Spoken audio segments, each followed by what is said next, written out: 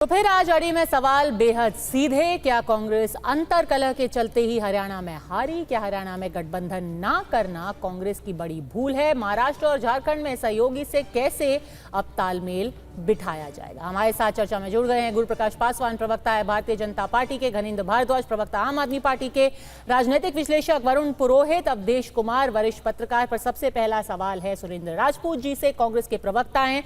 आज जो मीटिंग हुई थी उसमें सूत्रों के मुताबिक खुद राहुल जी ने बोला है कि कुछ नेताओं ने अपना इंटरेस्ट पार्टी के इंटरेस्ट के ऊपर रखा। तो क्या इसी अंतर कलह का सबसे बड़ा आपको खामियाजा हरियाणा में चुकाना पड़ा? अब तो खुद राहुल जी मान गए। दो तीन चीजें हैं पद्मजा, आपके सूत्र क्या बताते हैं मुझे नहीं मालूम। मेरे पास अभी उस मीटिंग की कोई आधिकारिक जानकारी नहीं है, लेकिन हाँ, निश्चित तौर पर दो चीजें तो बड़ी स्पष्ट हुई हैं। पहली बात, हम एक बड़ी जीत की ओर उम्मीद किए हुए थे, बड़ी जीत की ओर बढ़ रहे थे।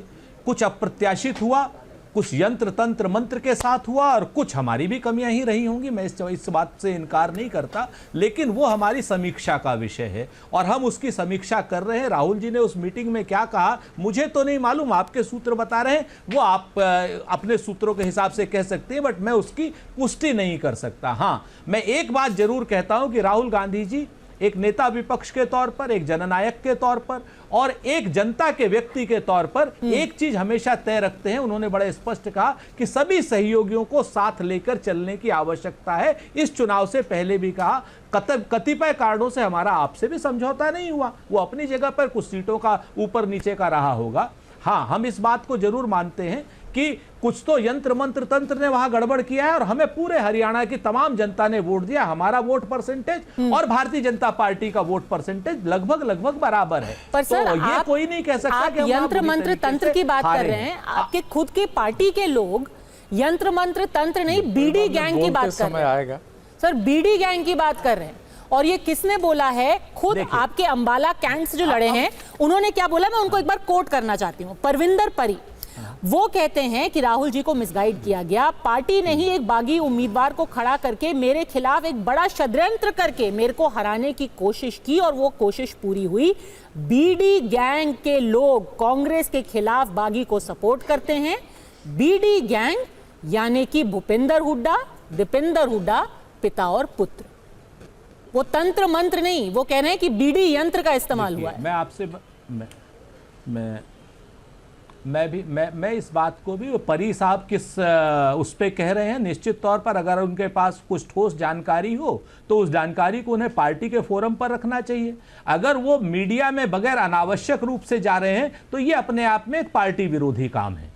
मैं बहुत जिम्मेवारी से कहता हूं कि अगर किसी भी नेता के खिलाफ अगर कोई भी शख्स बगैर किसी पुष्ट जानकारी के मीडिया में जाता है, अगर उसके पास पुष्ट जानकारी है तो वो हमारे पार्टी के फोरम में जाए तो निश्चित तौर पर उसकी बात सुनी जाएगी। लेकिन अगर कोई सीधे सीधे मीडिया में आता है तो निश्चित तौर पर वो अपनी हार के कारणों को या हार की हताशा को छुपाने का काम कर रहा है, ऐसा हमारा मानना है। और हम तो एक चीज कहते हैं कि 40% वोट आया ना हमारे पास, हमारे चाहे विरोधी उम्मीदवार खड़े हुए, चाहे हमारे बागी उम्मीदवार खड़े हुए, उनको वोट जो मिला है उसके बरक्स भी हमें बराबर का वोट मिला है। अगर हमारे बागी उम्मीदवार नहीं खड़े होते तो निश्चित तौर पर हमारी एक बड़ी विजय होती। यह भी एक कारण हो सकता है, तमाम कारणों में मैं ये नहीं कहता। तो हम तो एक बात कहते हैं, बड़ा पुराना सा शेर है कि अभी गनीमत है सब्र मेरा, अभी लबालब भरा नहीं हूं, और वो मुझको मुर्दा समझ रहा है, उससे कह दो मरा नहीं हूं। और वो कह रहा है कि कुछ दिनों में खत्म कर दूंगा नस्ल तेरी,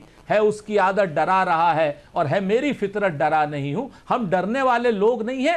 चुनाव से हमने या तो सफल हुए, जम्मू कश्मीर में सरकार बन रही है, आने वाले इस चुनाव से हमने सबक लिया। आने वाले चुनाव में चाहे महाराष्ट्र का चुनाव हो, महाविकास अघाड़ी पूरी ताकत से चुनाव लड़ेगी, जीतेगी। उसी तरीके से झारखंड में हम और आरजेडी और झारखंड मुक्ति मोर्चा पार्टी चुनाव लड़ेगी और बगैर किसी परेशानी के हम लोग पूरी ताकत से लड़ेंगे भी, भिड़ेंगे भी और जीतेंगे। ठीक है, देखिए, ना मरे हैं, ना डरे हैं, ना थके हैं गुरु प्रकाश पासवान। एक चुनाव है, 90 सीटें हैं। आप तो ऐसे बोल रहे हैं जैसे कि पूरा का पूरा, मतलब पूरा खत्म हो गया सब कुछ, कांग्रेस पार्टी एकदम ध्वस्त हो गई, खत्म हो गई, नेस्तनाबूद हो गई। ओवर कॉन्फिडेंट क्यों हो रहे हैं आप? 2 ही चुनाव के नतीजे हैं। नहीं पद्मजा जी, ऐसा है कि अभी एक शायरी सुनाई गई, मैं उसका जवाब देना चाहता हूं एक कविता के द्वारा जो कल से सोशल मीडिया पे वायरल है। रोटी जली, रसोइये ने कहा तवा बदल दो। रोटी फिर जली, रसोइये ने कहा आटा बदल दो। रोटी फिर जली, रसोइये ने कहा पानी बदल दो। रोटी फिर जली, रसोइये ने कहा चूल्हा बदल दो। रोटी जलती रही, किसी की हिम्मत ना हुई पर यह कहने की कि रसोइया बदल दो। इसका कांग्रेस पार्टी से और हरियाणा के पराजय से कोई संबंध नहीं है। एक कविता थी जो सोशल मीडिया पे मेरे सामने आई थी, मैंने कहा सुरेंद्र राजपूत जी को उत्तर दे देता हूं। पद्मजा जी, हम लोग भारतीय जनता पार्टी के लोग हैं और भारतीय जनता पार्टी में स्वर्गीय अटल बिहारी वाजपेयी जी के संस्कारों को हम मानते हैं। अटल जी अक्सर ये कहा करते गुरु भाई बड़े थे, हम अच्छे विजयी आदमी हुए हैं। हैं, हमें विनम्रता है, पराजय में आत्ममंथन होना चाहिए और आत्ममंथन हो रहा है कांग्रेस पार्टी में। लेकिन आत्ममंथन में भी एक बहुत बड़ा सामाजिक अन्याय, सामाजिक अत्याचार हो रहा है।